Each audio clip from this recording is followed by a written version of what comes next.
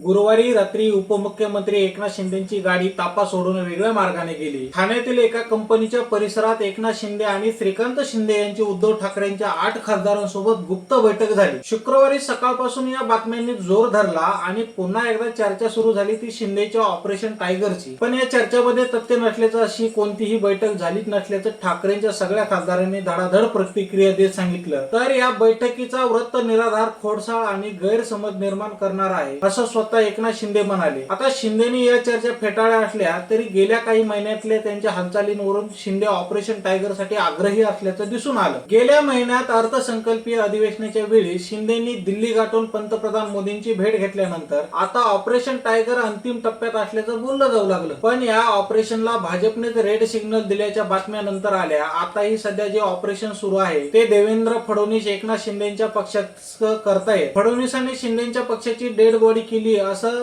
संजय राऊत यांनी म्हटलंय. त्यामुळे शिंदेचं ऑपरेशन टायगर अनसक्सेसफुल झालं का? भाजपने एकनाथ शिंदेच्या ऑपरेशन टायगरची हवा कशी काढली समजून घेऊयात या व्हिडिओ मधून. नमस्कार, मी गंगाधर गडदे. भाजपने ऑपरेशन टायगरला ब्रेक लावल्याचं पहिलं कारण म्हणजे बेरजेची गरज नसणं. 2024 ला लोकसभेत मोदी सरकारला एक हाती सत्ता मिळाली नाही, त्यामुळे सत्तेसाठी भाजपला मित्र पक्षांची गरज अपरिहार्य होतं. 16 खासदार असलेल्या चंद्रबाबूंचा टीडीपी, 12 खासदार असलेला नितीश कुमारांचा जेडीयू आणि 7 खासदार असलेली एकनाथ शिंदेची शिवसेना, हे 3 टेको मोदी शहांना सत्तेसाठी गरजेचे होते. याच गरजेबेरजेच्या राजकारणातून मोदी सरकारने आपल्या मित्र पक्षांची मर्जी सांभाळायला सुरुवात केली. यातूनच एकनाथ शिंदेचं महत्व वाढलं. भाजपने राज्यात शिंदेना मुख्यमंत्री पद दिलं नसलं तरी शिंदे आपल्या तक्रारी घेऊन थेट दिल्ली गाठत होते. दिल्लीतील भाजप नेतृत्व सुद्धा शिंदे नाराज होणार नाही याची पुरेपूर काळजी घेत होते. पण सध्याची परिस्थिती वेगळी आहे. केंद्रातल्या मोदी सरकार 3 बोला आता 2 वर्ष पूर्ण होत आहेत, पण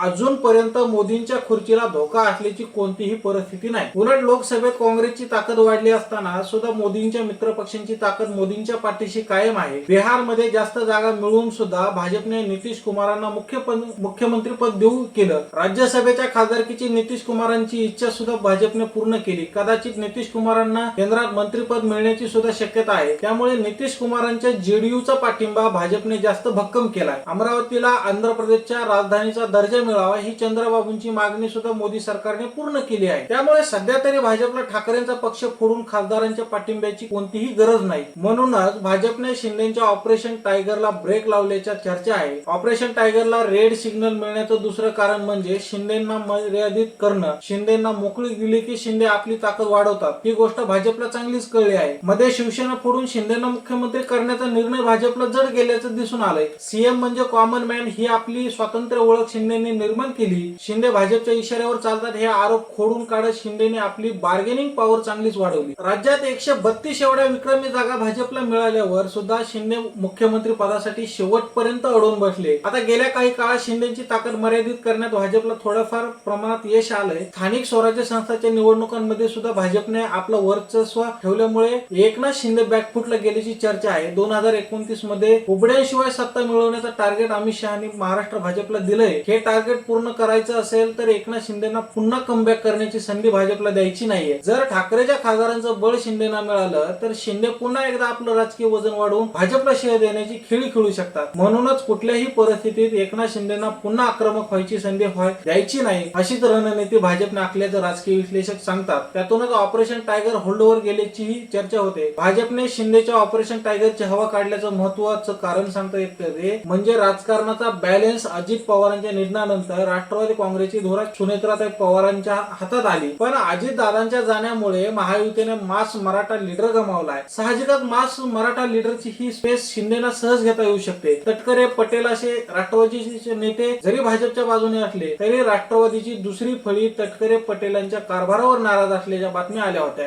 राष्ट्रवादीची हीच नाराज असलेली फळी शिंदे गळाला लावण्याचा प्रयत्न करण्याचं बोललं गेलं. सातारा जिल्हा परिषदेच्या अध्यक्षपदावरून झालेल्या राड्यात शिंदे राष्ट्रवादीचे मंत्री मकरंद पाटील यांच्या बाजूने उभे राहिले. बारामती पोटनिवडणुकीसाठी सुनेत्रा पवारांचा अर्ज भरायला सुद्धा एकनाथ शिंदे आले.